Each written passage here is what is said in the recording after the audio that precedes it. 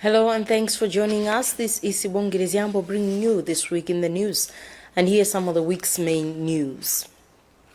Latest investigation uncovers gross abuse of CDF resources in the 2019-2020 budget.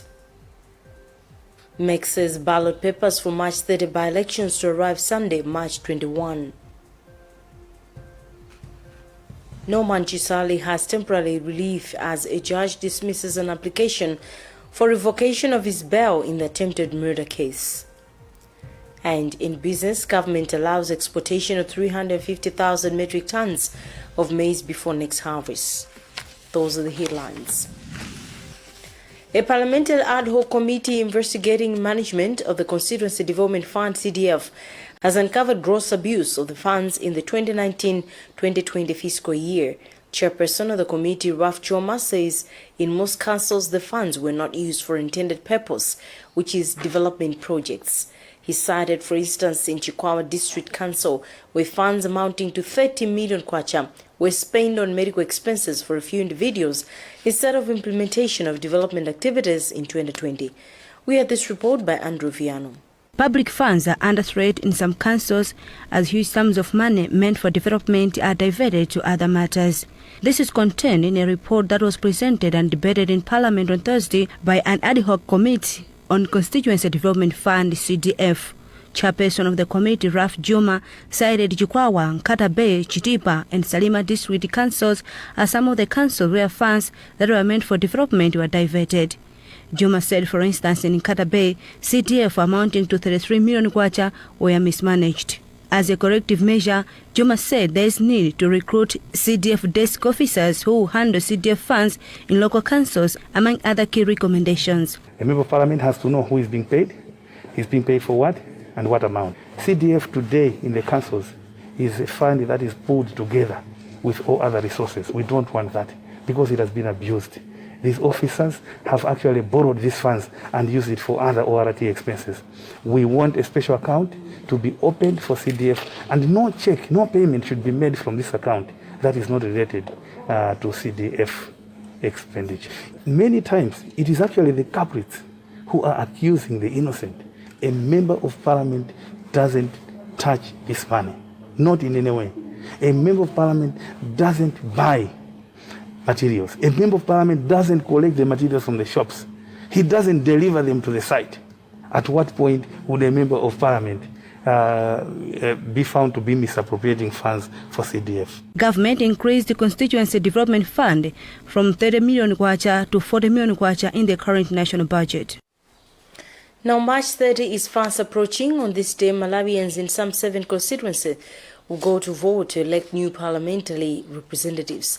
This week, MEC announced ballots for this election will arrive earlier than was planned. The electoral board says this is due to flight availability. More in this report by Adams Unaningi. Ballot papers for the March 30 by-elections, which were due to arrive in the country on 26 March, will arrive on Sunday, 23 March, through Kamuzu International Airport in Lilongwe. MEC Director of Media and Public Relations, Sangwani Mwafriwa, told us today, Thursday, that the change of dates has been necessitated due to unavailability of a flight on the initial date. Mwafriwa assured all electoral stakeholders that the ballot papers will be kept securely before being dispatched to councils on the 26th of this month. We asked the printer to find some flight coming to Malawi that can bring the ballot papers on the 26th, as we had initially planned. When they contacted the airlines that come into Malawi, the only flight that has got space to carry the ballot papers is the one that is coming on the 21st of March. Now, this is what has necessitated the change in the plan. On his part, University of Livingstone-based political analyst George Perry has asked the electoral body to consider addressing the nation on the changes to avoid people creating unfounded accusations. Reporting for ZBS News, this is Adams Clement Undaning. Let's now turn our attention to the courts, beginning in Lilongwe, where a magistrate refused to recuse himself from hearing the extradition case of Prophet Shepard Bushiri and his wife to South Africa, where they are wanted for alleged fraud and money laundering. Chief Resident Magistrate Chira said the arguments that he would be biased against the couple are unfounded. Andrew Viano filed this report on the story. The extradition case for Prophet Shepard Bushiri and his wife Mary was scheduled to commence last week Monday, but that did not happen after defense lawyer Wapona Kita asked for an adjournment to allow time for the defense to apply for recusal of the presiding magistrate. In his argument, Kita said Chief Resident Magistrate Patrick Chirwa should not preside over the matter for reasons that he is the same magistrate that issued a warrant of arrest for the couple. But in counter-arguments today Monday, Director of Public Prosecutions DPP Dr. Stephen Kayuni said defense lawyer Kita's arguments were based on mere perceptions and therefore asked the court to dismiss the application. Dr. Kayuni also argued in court that this was a desperate attempt by the defense to delay the extradition matter. In his ruling, Chief Resident Magistrate Patrick Chirwa dismissed the application to recuse himself from the case, saying the arguments put forth by the defense were unfounded. The defense, through lead lawyer Wapona Kita, is now filing a new notice asking the court to consider extradition proceedings as civil proceedings and not criminal in nature. The court is expected to rule on this matter next Monday. Prophet Shepard Bushiri and his wife Mary are challenging their extradition to South Africa. They jumped bail in that country late last year on concerns that their lives were in danger from some South African police officials.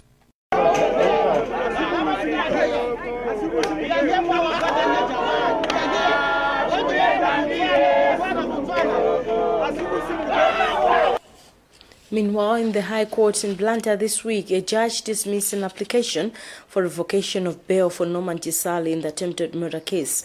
Judge Sylvester Kalimbera says state failed to establish that Chisale was interfering with a witness. Details in this report sent by Happy Njaramano. It ended in joy and smiles for Norman Chisale, who the High Court in Blantyre ruled in his favor in a bail revocation application. Chisale, a security aide to former President Peter Mutharika, is answering an attempted murder case, but the state wanted the court to revoke his bail on witness interference allegations. Judge Sylvester Kalimbera has ruled that the state failed to prove that Chisale indeed interfered with the witness, Moses Banda. The state then closed its case after parading the last three witnesses. One of the state lawyers, Pilan Masanjala, feels Chisale has a case to answer, but Chance Gondwe from the defense team does not think his client has a case to answer. Now at this point in time, we leave everything to the court, but we still feel that the state has not proved their case at this stage, but we leave everything to the court. Judge Kalimbera will April 16 make his ruling on whether Chisale has a case to answer or not. This week, President Lazarus Chakwera made his second appearance at Parliament to answer questions from legislators. He, among others, expressed optimism that all developmental promises his alliance made will be fulfilled. Our Chimu Padata covered this for us. Madam Speaker, I'm extremely delighted by this question from Chikwawa West. And through you, may I express my thanks. This was President Dr. Lazarus Chakwera's second appearance in Parliament to take questions from lawmakers. President Chakwera dismissed fears his administration might fail to fulfill promises that were made during the campaign trail. Responding to a question from Kotakota Northeast Member of Parliament, Martha Lunje, on the introduction of a tax-free week and reduction of passport fees, the President said his administration will announce at a later stage when this will be implemented. On plans to shift the Immigration Department from Blantyre to Lilongwe, President Chakwera maintains this will be fulfilled, even though Member of Parliament for Zomba Central Constituency, Besta Awali, was skeptical, arguing the decision might only affect operations of the department.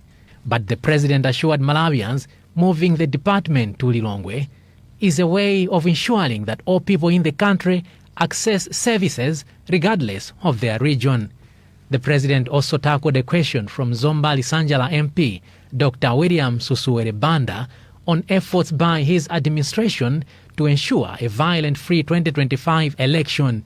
The president said government will work closely with electoral stakeholders, including all political parties, to achieve this. Leader of opposition in parliament, Kwagwanji Nkhani, was however skeptical on assurances made by the president. Nkhani feels giving a time frame on promises made by the Tonse administration is the way to go. This is Chimwemwe Padata for Zodiak. You're watching This Week in the News here on Zodiac. We'll be right back. Stand by.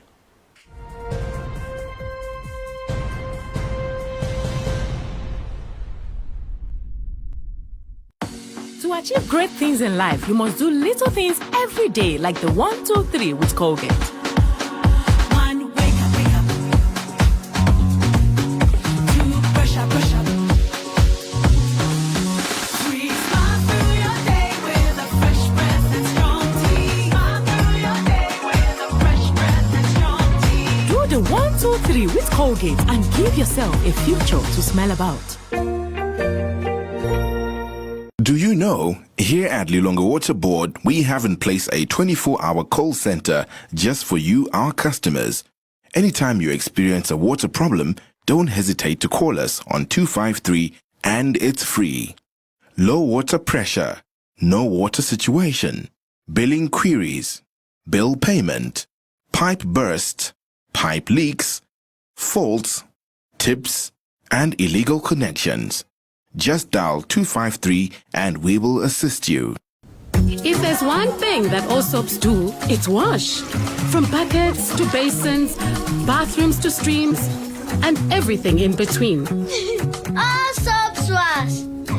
Yes, but Protex is different. Its reinvented formula with flaxseed oil boosts your skin's natural anti-germ defenses by 10 times more, protecting you against 99.9% of germs. So what keeps us healthy? Protex! Good health starts here.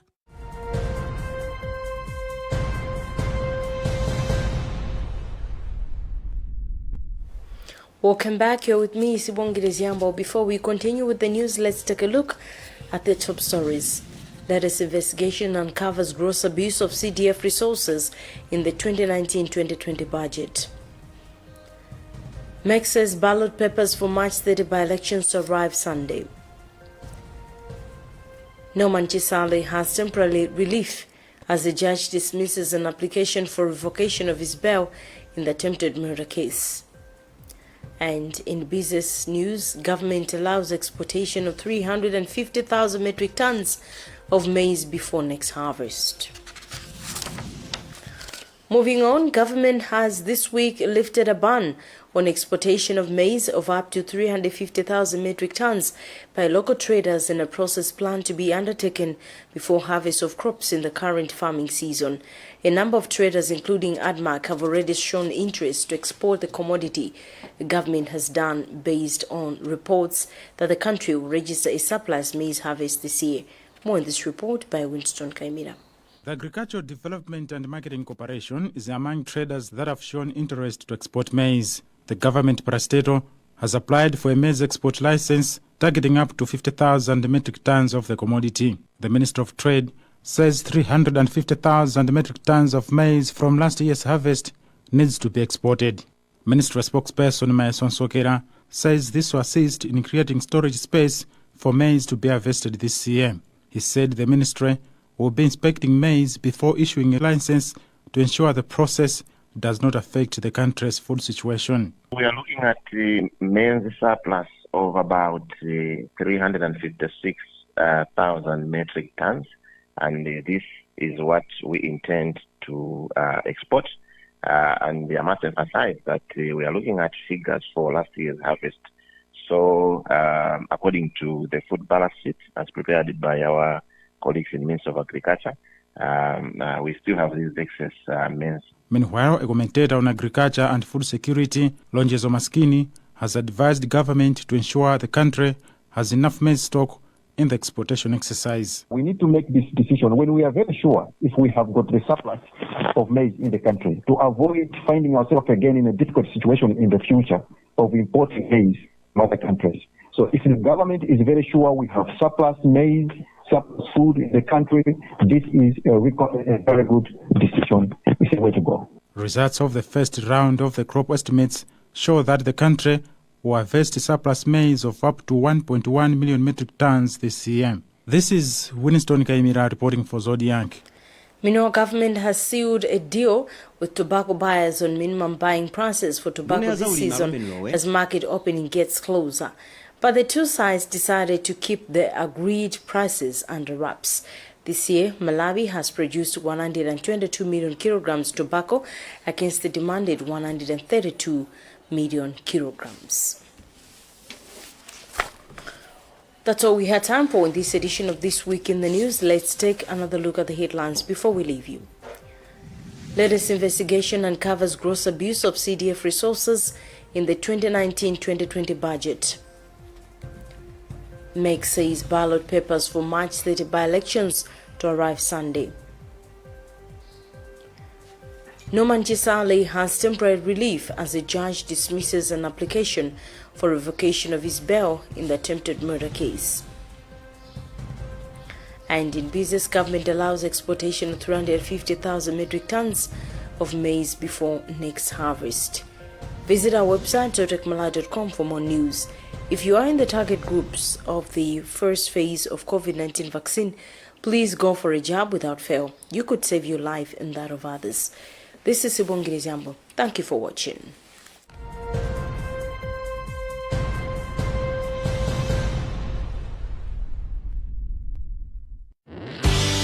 Let's take a moment to talk about money.